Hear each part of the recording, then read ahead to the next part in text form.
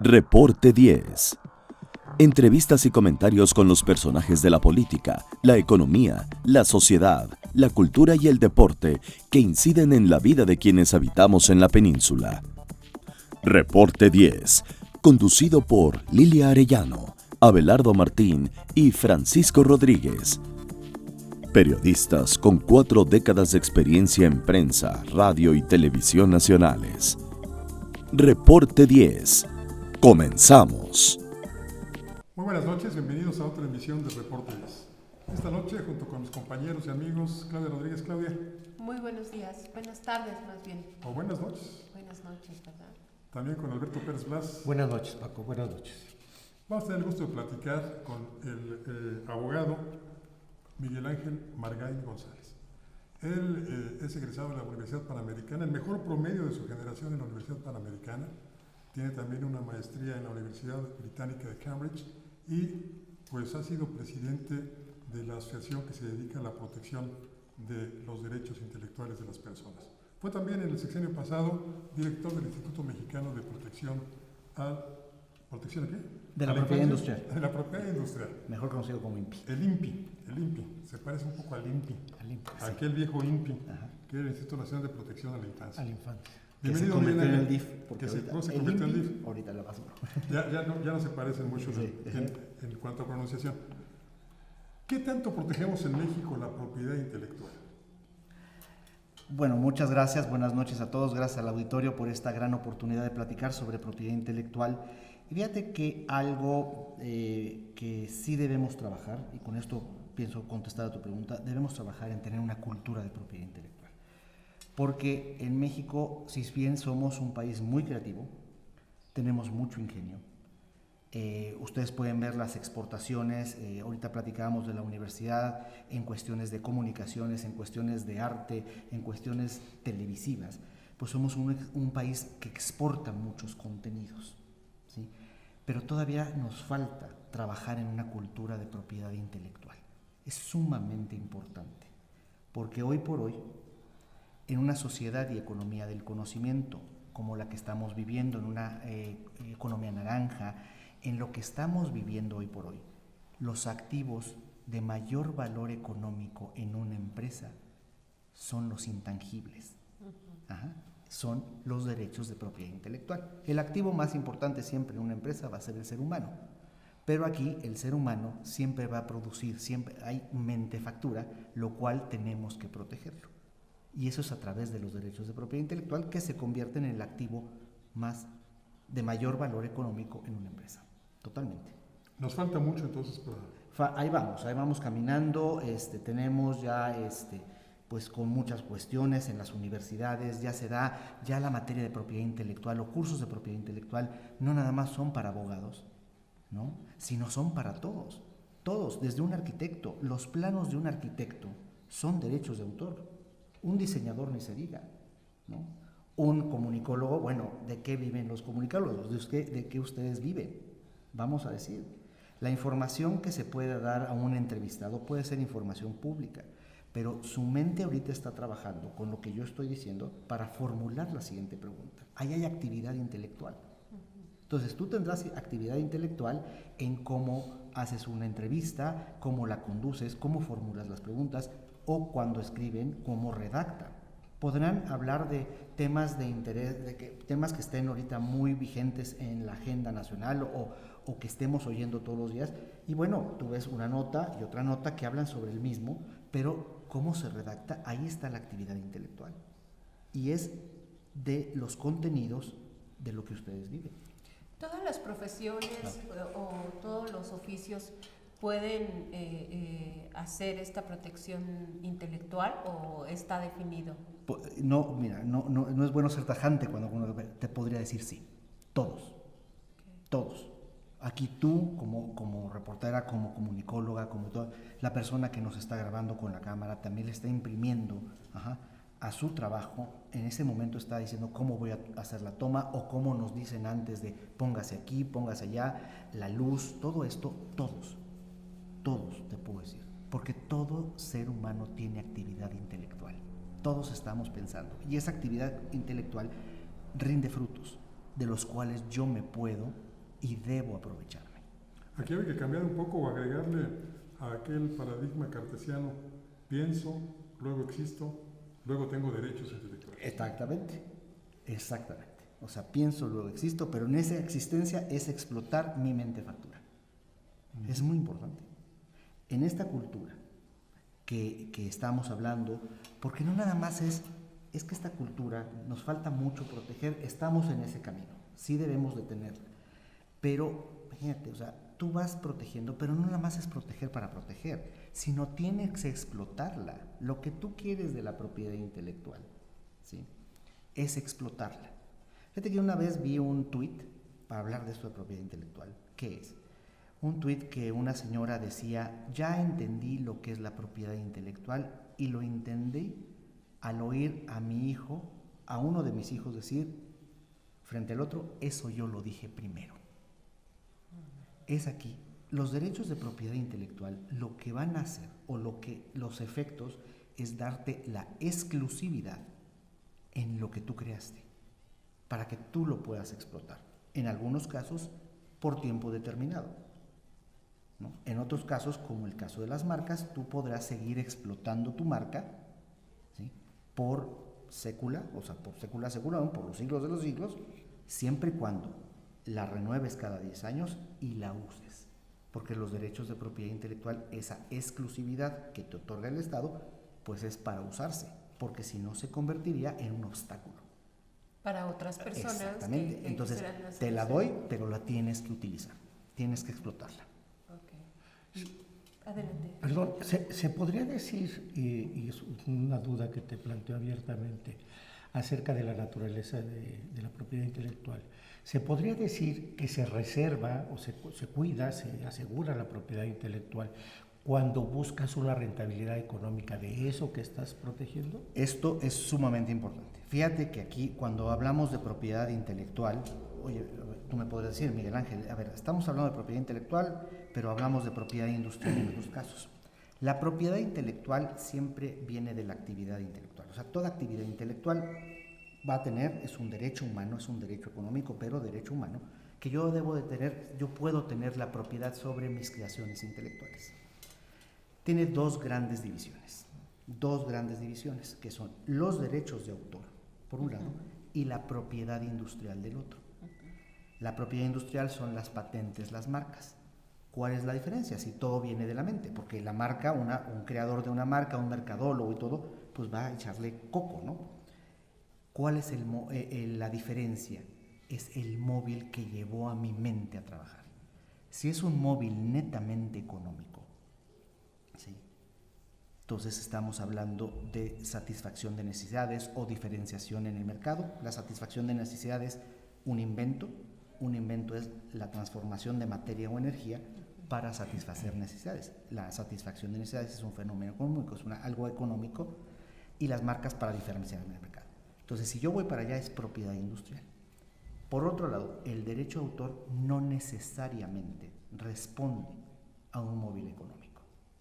Yo puedo escribir un poema para mi novia, para mi esposa, y bueno, pues ahí está. Ojo, no quiero decir que no tenga un valor económico.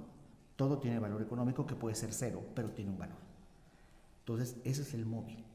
Vamos a decir que, no lo sé, la verdad, es un ejemplo burdo que puedo poner, que Walt Disney, cuando dibujó a Mickey Mouse, no se imaginaba, o no fue el móvil que lo llevó el emporio que ahora es las industrias Disney. Entonces, pero tú también puedes explotar el derecho de autor. Puedo ser que yo escriba una canción que nada más se la quiera cantar a mi novia y pues ahí está, pero después se convierte en un hit. Entonces, si el móvil me lleva a esto, es propiedad industrial. Cuando el móvil, o sea, no se entiende una patente nada más de manera romántica, no. No sé si voy a cobrar por ella o la voy a explotar o la quiero donar a la humanidad, como yo quiera, pero sí es para satisfacer necesidades. O sea, un invento es para satisfacer una necesidad. Entonces, eso es lo que lleva. Pero no necesariamente lo tengo que explotar. Lo que queremos es que se explote. Claro. que tú obtengas. De hecho, la protección de derechos de autor depende de la Secretaría de Educación Pública. Fíjate, ¿no? ya no. En el sexenio del presidente Peña se creó la Secretaría de Cultura y en ese momento el Indautor fue una de las instituciones que se fueron a la Secretaría de Cultura. Okay. Pero sí, tradicionalmente era la Secretaría de Educación Pública. Desde hace 4 años, más o menos, 3, 4 años, ya pertenece, está en el sector cultura. Y en cuanto a las patentes extranjeras, por ejemplo, de medicamentos, ¿en México hay algún convenio que obligue a respetarlas o cómo funciona esto? Mira, las patentes son ese derecho que te otorga y tenemos el fundamento en la Constitución del país, en nuestra Constitución política. En el artículo 28 se dice que no se permitirán los monopolios en los Estados Unidos mexicanos, salvo las excepciones y la cuestión propia, las actividades propias del Estado. Pero también hay un párrafo que dice, no se considerarán monopolios las prerrogativas que en exclusiva se concedan a artistas, autores e inventores. ¿Sí? Entonces ahí estamos, entonces es una exclusividad. Las patentes es un tema, la propiedad intelectual es un tema muy internacional. Estamos en una globalización, voy a hacer un paréntesis sin desviarme de la pregunta. En todo tratado de libre comercio siempre hay un capítulo de propiedad intelectual. Ustedes habrán oído el famoso TPP, ahora CPTPP, que ya entró en vigor con la entrada, que ya somos 6 países los que estamos. El capítulo más extenso fue el de propiedad intelectual.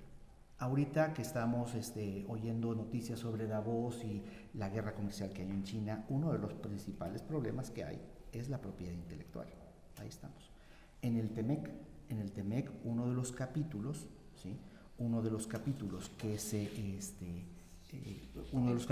más se discutieron fue el de propiedad intelectual. Inclusive la institución que yo dirigí o el Indautor fueron institutos que nacieron con el Telecán. O sea, fueron instituciones que necesitaban nacer para dar cabida o para poder atender todas las obligaciones que tenemos. Pero entonces, al momento que tú tienes una patente, todo esto, esta globalización nos obliga a observar el principio de no discriminación. Entonces, no se puede discriminar entre patentes mexicanas y patentes extranjeras. Toda persona o toda empresa o quien quiera solicitar una patente en México tiene el derecho a hacerlo, ¿sí? Y puedes tú reconocer patentes. Si tú la presentaste en otro país, tienes 12 meses para presentarla en México y se te va a respetar esos 12 meses para poder protegerla, ¿sí? O puedes utilizar instrumentos internacionales. Entonces, la patente, lo que sí es, la patente se otorga en México. La exclusividad sobre una patente va a tener efectos desde el río Bravo hasta el río Suchiate en este territorio nacional. Por eso es que tú tienes que ir pidiendo patentes en los mercados que tú quieras explotar. Y si es una patente muy famosa, bueno, pues a nivel mundial. Se habla de que el Tratado de Libre Comercio versión 2 o 2.0 o TEMEC pues amplió la vigencia de las patentes en medicamentos. ¿Es cierto esto? No, fíjate que una patente, yo hace unos momentos hablé de las marcas, son 10 años para una marca y esas se pueden ir solicitando las renovaciones y mientras tú la uses y se solicites las renovaciones la puedes utilizar. Las patentes, tú tienes el derecho, esa exclusividad sobre ese invento, 20 años, ni un día más. Y estos son a nivel mundial. Hay un organismo especializado de las Naciones Unidas que se llama la OMPI, Organización Mundial de la Propiedad Intelectual. Es uno de los 16 organismos especializados de las Naciones Unidas. Así como la UNESCO la cultura, UNICEF los niños, la OMS para la salud, hay uno de propiedad intelectual. Y ese nos marcan los tratados internacionales, son 20 años ni un día más. ¿Sí? Ahora, tú tienes las patentes que te protegen un invento. También tenemos las pruebas clínicas. Las pruebas clínicas sobre los protocolos de investigación, sobre tú ya puedes tener una patente y empezar a hacer las pruebas clínicas. ¿Para qué? Para que después tengas el registro sanitario. Entonces, aquí es donde puede ser esa confusión que se tiene, ¿no? las pruebas clínicas fue donde se amplió el plazo para poder tener esos derechos sobre unos estudios clínicos. Pero la patente es 20 años y un día y pasa al dominio público. Pasa al dominio público. Una pequeña pausa, Miguel Ángel, si nos permites, enseguida volvemos. En un momento regresamos a Reporte 10.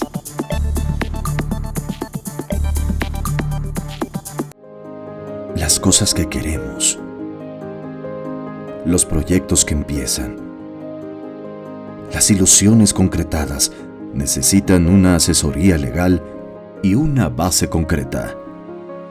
Notaría 64. Respaldamos tus actos legalmente. Para heredarles un mejor lugar para vivir a las presentes y futuras generaciones de isleños, el gobierno municipal promueve el desarrollo sustentable de Isla Mujeres. De esta manera, por medio del eje rector Isla Mujeres ordenada y responsable con el medio ambiente, se mitiga el impacto a la ecología, mejorando servicios como la recolección de basura y se promueve entre los ciudadanos la cultura del reciclaje. Hoy, gobierno y sociedad suman esfuerzos haciendo futuro por un mejor Isla Mujeres.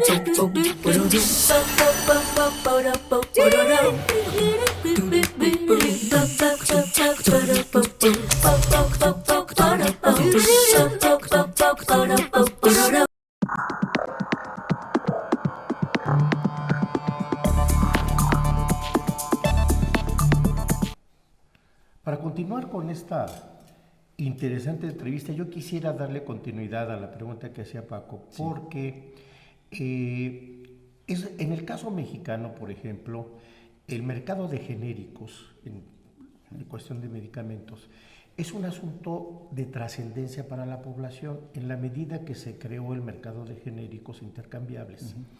Se logró producir un medicamento con calidad terapéutica a un bajo precio, y esto trajo como consecuencia una mejoría en la salud de la población, y se dice que con la revisión que se hizo del tratado, aparte de los 20 años que se estaban establecidos a nivel internacional, ahora las empresas pueden aumentar, digamos, el tiempo de vigencia de la exclusividad de su sal, digamos, de su fórmula, para antes de que puedan ser usadas en este mercado de genéricos.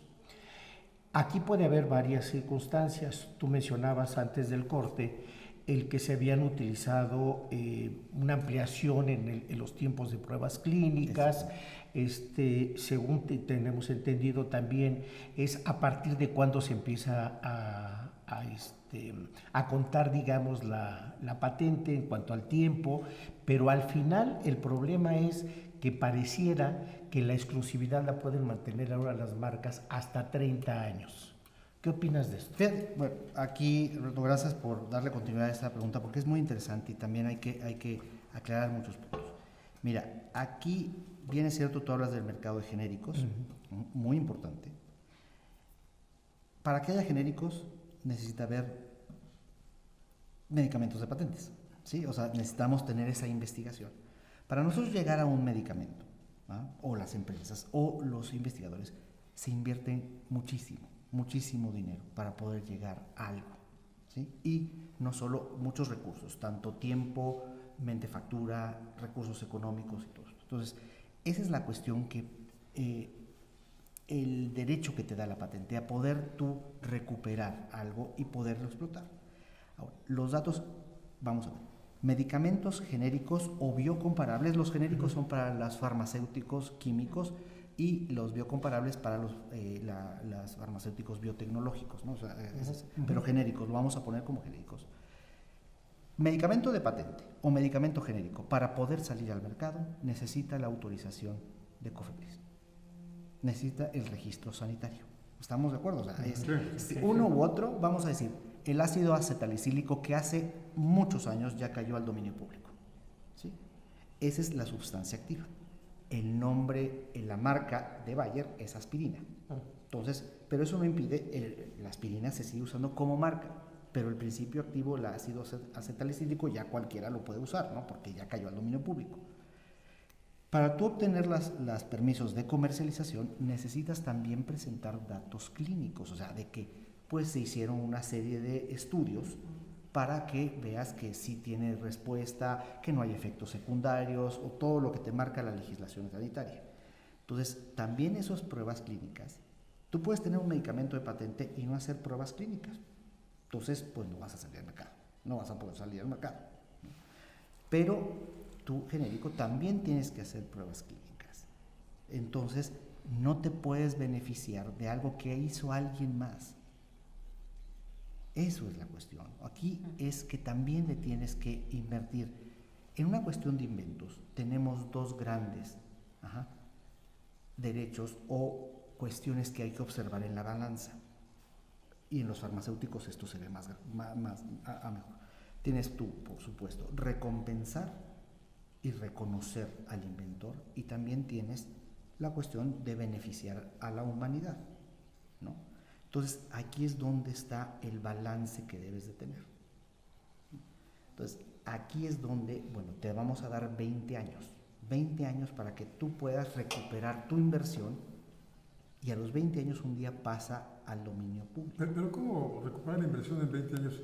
Hay estudios serios que señalan que los laboratorios, por ejemplo, invierten o gastan o dilapidan mucho más en publicidad que en la propia investigación. Y hay medicamentos a los que se llegan por accidente. Es muy conocido el hecho de que el Viagra pues, fue resultado de una investigación que por accidente resultó, lo estaban haciendo por una cuestión cardíaca. Y resultó para otra cosa. No, lo hicieron para una cuestión cardíaca. Sí. O sea, para eso fue. Y luego tú ya vieron que hubo otra cuestión para la disfunción eréctil. O sea, también. Pero también esto no fue por accidente, sino también se hicieron estudios donde se vio esto. Ahora, ¿Cómo se llega a la media de 20 años? Es un término internacional, ya puesto.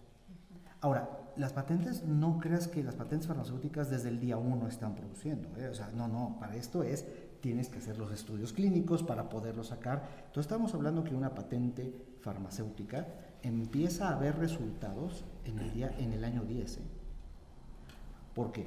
Tú solicitas la patente. La patente, los 20 años empiezan a contar desde el día que tú la solicitas, no desde que te la da cualquier que sea la autoridad mexicana, la autoridad de los Estados Unidos, la autoridad china. Entonces empieza a contar desde el día que tú solicitas la patente. Por eso es muy escuchado patente en trámite. Porque si bien es cierto, tú la solicitas, vamos a decir hoy que es 20 de enero, ¿no? O 21, 22 de enero la solicito, vamos. Entonces va a empezar a contar los 20 años, yo voy a tener la protección desde el 20 de enero de 2019 hasta el 20 de enero de 2039. ¿Estamos? Pero la patente se te va a conceder. Una patente en promedio internacional tarda unos 3.5 años. En México está abajo del promedio internacional. El país más rápido en otorgar patentes es Japón.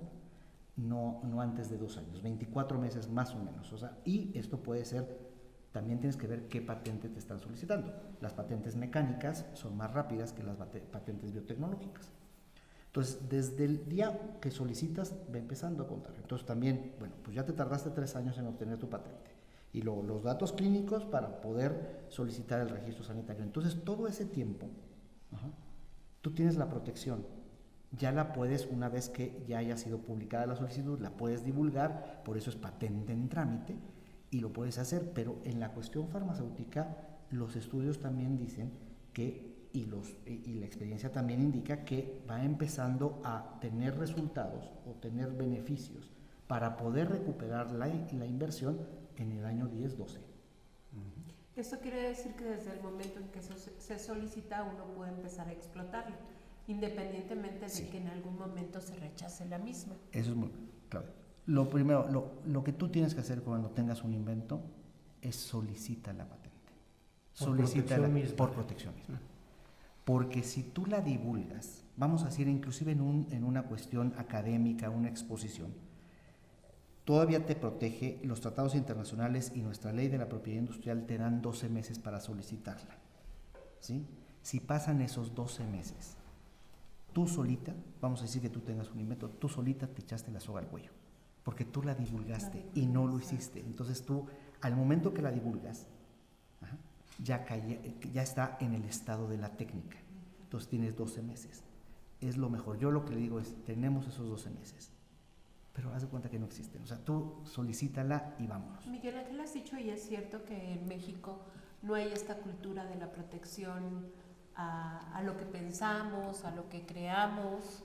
Es muy difícil que en realidad, o sea, que las personas se acerquen, o es porque te piden, no sé, vas a hacer una venta o alguna cuestión con tu mismo producto o con la cuestión que creaste y te piden el registro de la propiedad intelectual. Puede ser. Aquí una cuestión, digo, no es que no tengamos la cultura, nada más quiero rectificar, estamos trabajando en ella. Poco a poco la hemos estado obteniendo, o sea, sí.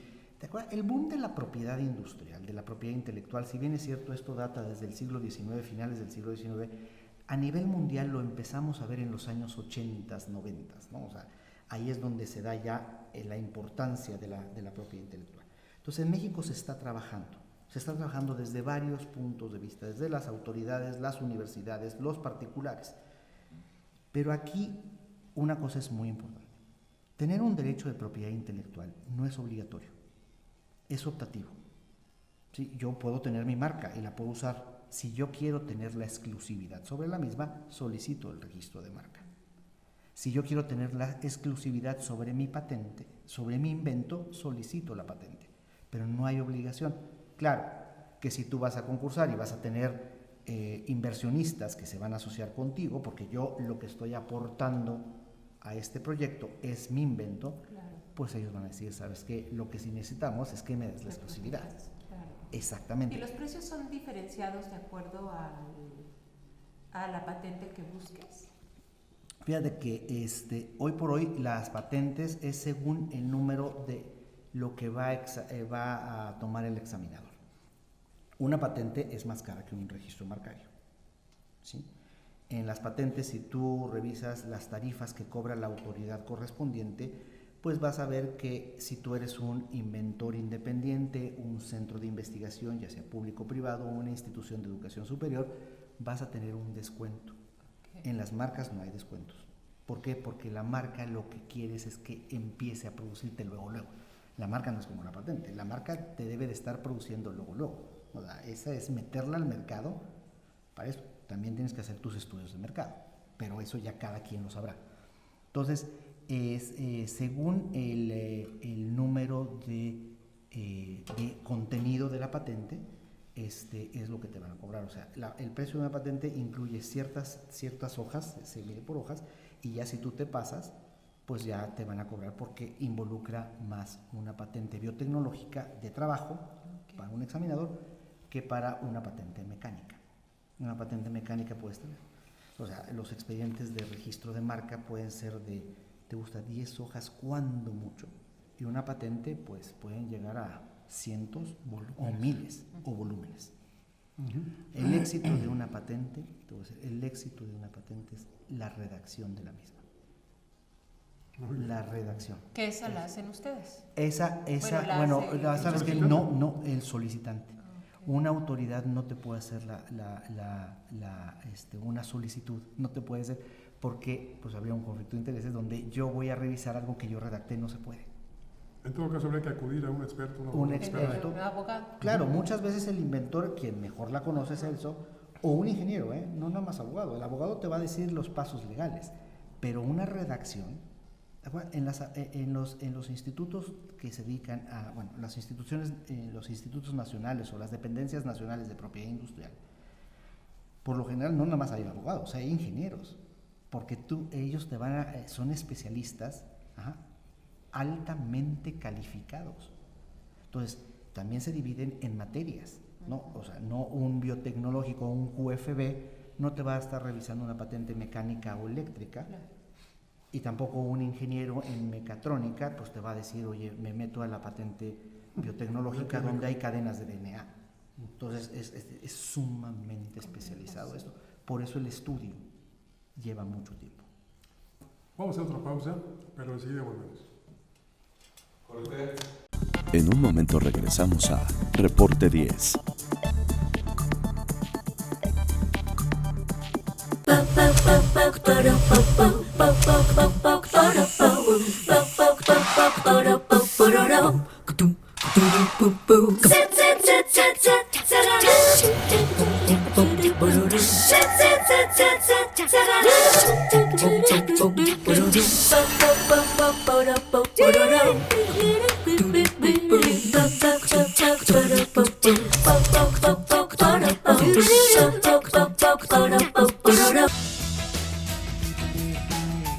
Un gobierno atento, moderno, transparente, honesto y eficiente será posible con el Plan Municipal de Desarrollo 2016-2018.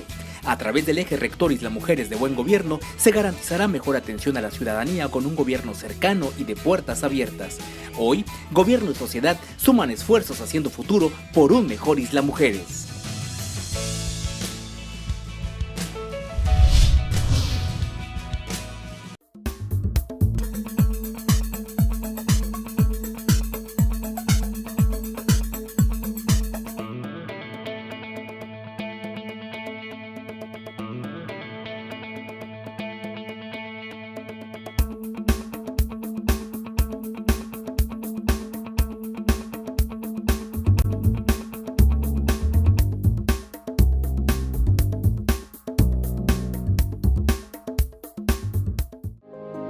Las cosas que queremos, los proyectos que empiezan, las ilusiones concretadas necesitan una asesoría legal y una base concreta.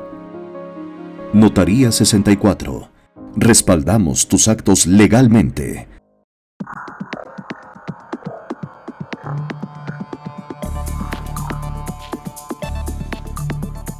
Regresamos hoy aquí a Reporte 10, esta tarde, con el abogado Miguel Ángel Margay, que nos está, pues la verdad, introduciendo a este mundo de la propiedad intelectual, ¿no? Y yo quisiera preguntarle algo que pusimos sobre la mesa hace unos segunditos. ¿Qué hay? ¿Cómo va? Si realmente está protegido todos estos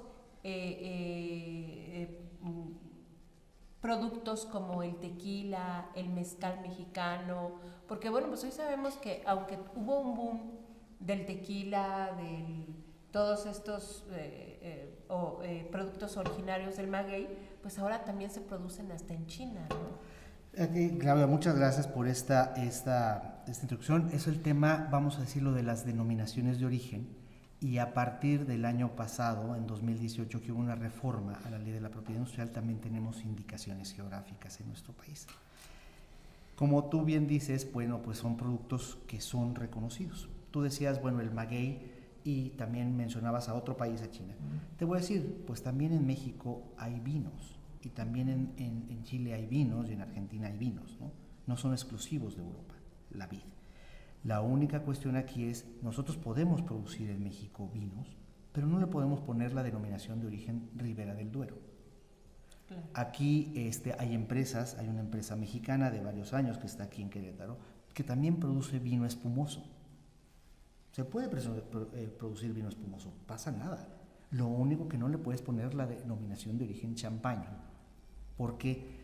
Porque esta localidad le da ciertas características a ese vino espumoso. No podemos evitar que haya, vamos a decir, agave, maguey en otras partes del mundo. Y hay, sí lo hay. O sea, también vamos donde nosotros estamos, en qué franja del mundo estamos, y también podemos encontrar ciertos cactáceas o magueyes o agaváceas en países africanos. Que haya destilados, puede haberlos, pero no le pueden poner tequila, porque el tequila es un destilado de agave que tiene características muy, muy especiales que le dan dos factores. Los factores naturales, es la región donde nos encontramos, la altitud, longitud, latitud, cómo pagan los rayos del sol, las características del agua, o sea, qué minerales tiene el agua, qué minerales tiene el suelo donde se está cultivando, y también los factores humanos, es la tradición, cómo se gima, cómo se procesa, cómo se destila.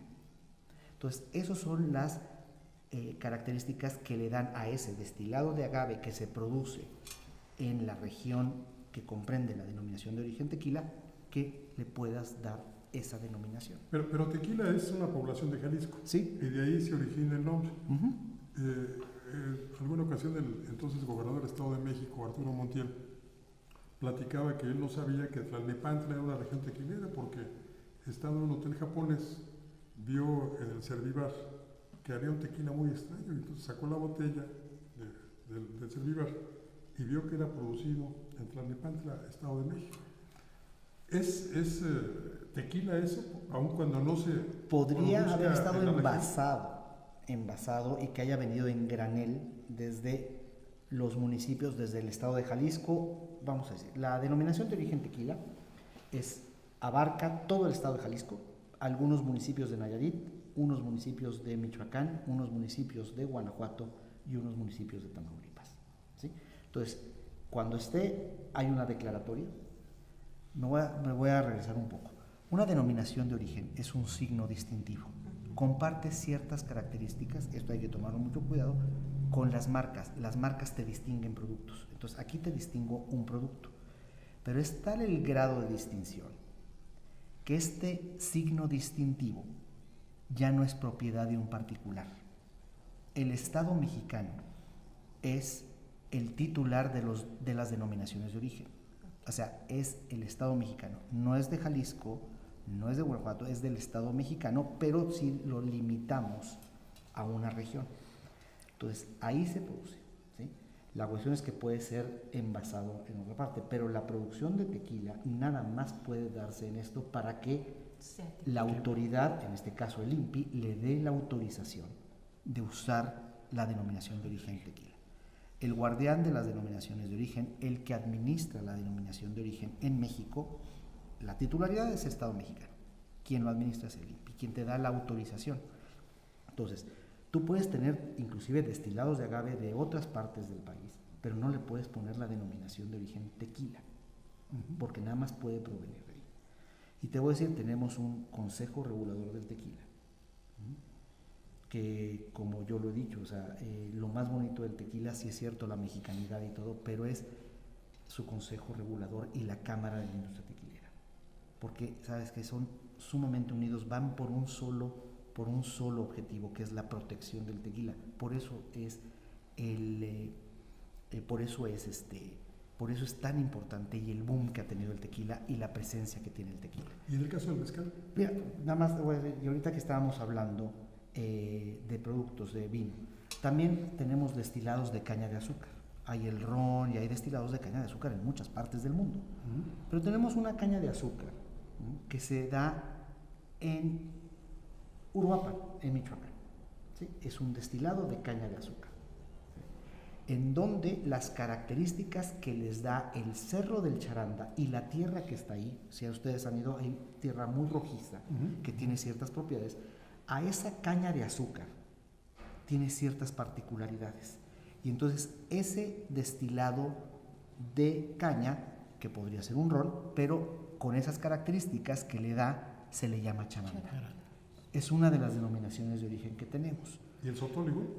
Exacto, ahí voy. Mira, tenemos nosotros hoy por hoy en México tenemos 16 denominaciones de origen. 5 corresponden a bebidas espirituosas, es decir, a bebidas alcohólicas. 4 de ellas de agaváceas, ¿sí?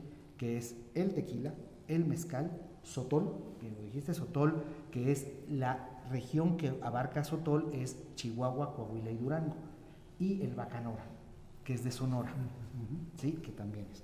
Y tenemos una de destilado de caña de azúcar, que es la charanda.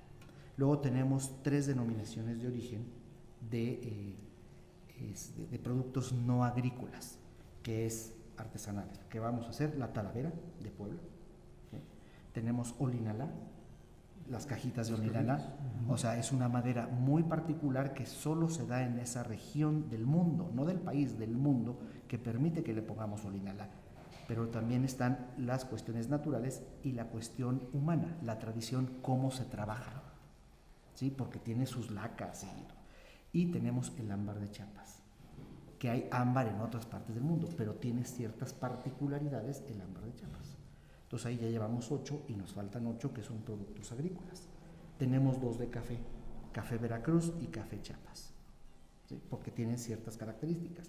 Tenemos una de cacao, que es Grijalva, que la solicitó el Estado de Tabasco. Puede unirse el Estado de Chiapas cuando ellos lo decidan, o los municipios, porque aquí tenemos un accidente geográfico, que es el río Grijalva, que le da ciertas particularidades al cacao en cuestión de acidez, y bueno, los que saben de esta materia, pero porque el río Grijalva tiene ciertos sedimentos de tal o cual mineral, el suelo pues es fértil, ¿no?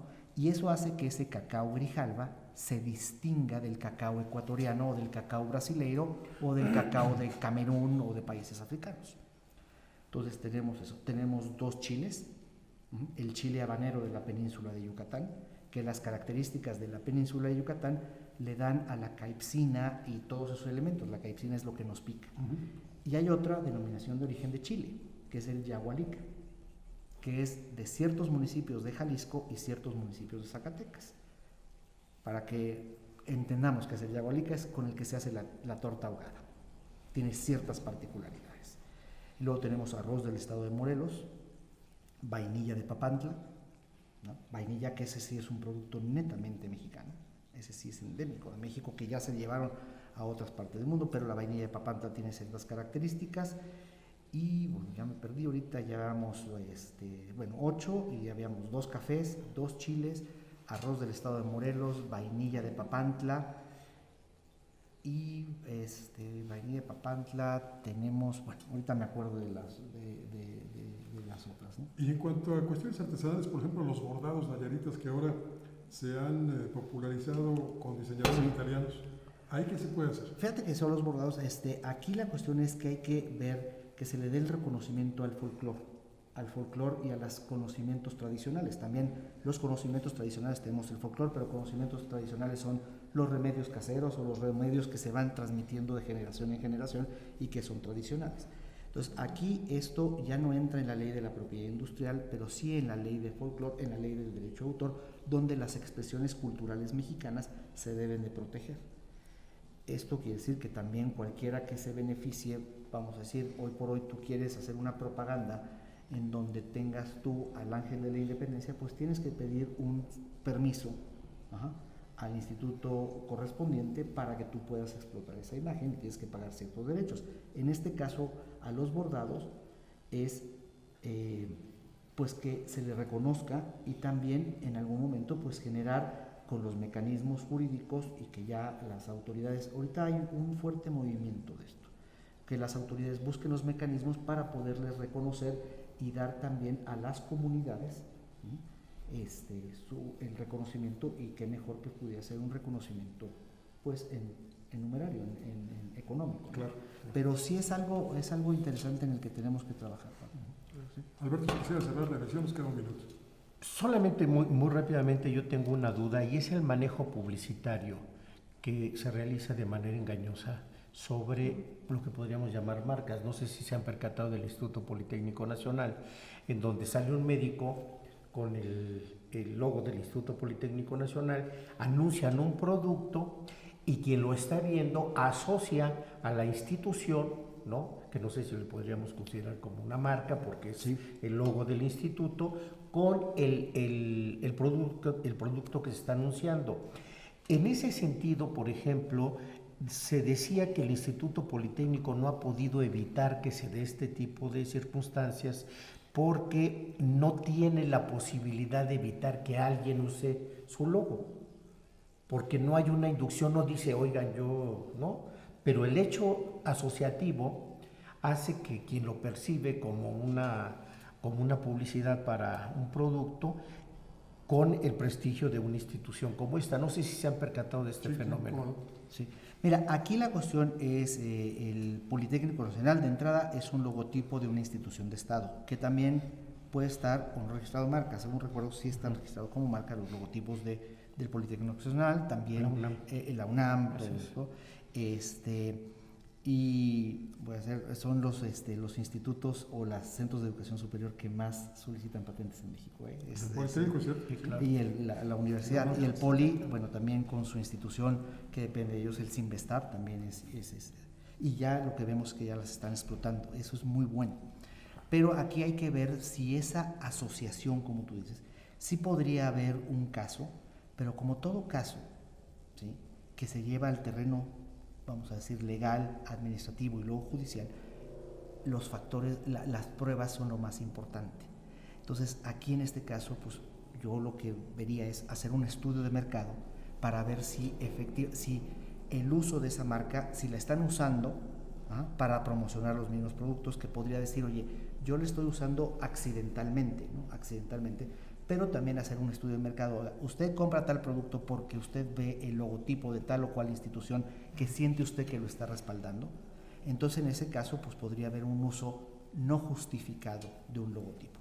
Entonces, aquí hay que ver caso por caso. Y también hay que ver que, bueno, con las marcas, pues también tú puedes incurrir en publicidad engañosa, lo cual ya estarían involucradas, pues, tanto la autoridad marcaria y también la cuestión de Profeco. Entonces, ahí hay que ver caso por caso y estudiarlo, y pues que las instituciones, en este caso el Poli o la que se sienta agraviada, pues tendría que presentar una acción para evitar eso. Pero la asociación es muy importante, porque las marcas están en la mente del consumidor. Somos una sociedad, el mexicano es una sociedad altamente consumista, y se fija, el factor marca ya es un factor determinante en la decisión del consumidor. Una última pregunta, a riesgo de que nos corten por excedernos el tiempo. ¿Qué hay con los políticos que se registran como marcas? Fíjate que pues es que no hay evento. O sea, tú cualquier persona física o una persona física o moral puede registrar una marca. Muy importante, aquí cuando tú solicitas el registro de una marca, tienes que decir qué marca quieres y para qué la quieres. O sea, no se te puede dar una marca para proteger todo, ¿sí? Nosotros tenemos ciertas marcas para proteger. Tú me tienes que decir, tú tienes que decirle a la autoridad qué es lo que quieres proteger. Oye, yo quiero la marca Paco para proteger sillas, y eso no puede impedir que pueda haber una marca Paco para zapatos, porque no van a competir en el mercado mobiliario con calzado. Pues, pero ¿qué hay un político registrado su nombre? Pues mira, lo que te puedo decir es que ya es que la propiedad, te voy a decir, la propiedad intelectual ya está muy, muy posicionada. O sea, se ha trabajado en eso, en la cultura de propiedad intelectual, pero si en algún momento ellos quieren utilizar para distinguir ciertos productos o servicios que van a poner en el mercado, ¿no? O sea, si yo escribo el nombre de un político que tiene registrada su marca, ¿no estoy infringiendo? Es que no, porque aquí la cuestión es que tú estás haciendo alusión a la persona. Pero si tú empiezas a sacar, vamos a decir, o empiezas a ofrecer servicios por lo general de publicidad, de campañas publicitarias, y tú empiezas a ofrecer servicios bajo la marca de tal persona, pues ahí sí podría ser. Pues voy a registrar a Paco Rodríguez, es lo siguiente que hace. Para proteger qué. Salimos todos para proteger qué. ¿Qué es lo que tú quieres, Paco Rodríguez, para proteger, para amparar qué servicios o qué productos? Pues mis corbatas. Bueno, tú produces corbatas y las vendes. No. Pues, bueno, lo puedes registrar y vamos a ver, o sea, te dirán sí, o sea, ahí van a hacer una búsqueda, pero ¿cuáles son los servicios? Tú es la comunicación, servicios de entretenimiento, servicios de comunicación. Entonces Paco Rodríguez, claro que puede ser una marca, por supuesto que puede ser una marca. Pues ya saben cuál es el siguiente paso. Muy bien. No, ya sabes cuál es el siguiente paso. Porque tú eres el que la vas a solicitar. Miguel Ángel Margain, muchísimas gracias por estar con A la nosotros. orden, con todo gusto. Muchas gracias. Muchas al gracias, auditorio. buenas Claudia Rodríguez, gracias. Gracias, buenas noches. Alberto Pérez Blas, gracias. Gracias, Falco. Muy buenas noches. Y gracias que nos acompañó esta noche. Lo invito para que la próxima semana esté con nosotros en otra emisión del Reporte 10. Soy Francisco Rodríguez y como siempre le deseo buenas gracias y muchas noches. Ahora tiene usted a la mano más herramientas informativas para que emita su propia opinión. Comuníquese con nosotros. Aporte sus comentarios y sugerencias a los correos y redes sociales que aparecen en su pantalla. Mientras, le invitamos a sintonizar Reporte 10 la próxima semana, a la misma hora, por esta señal que siempre va contigo.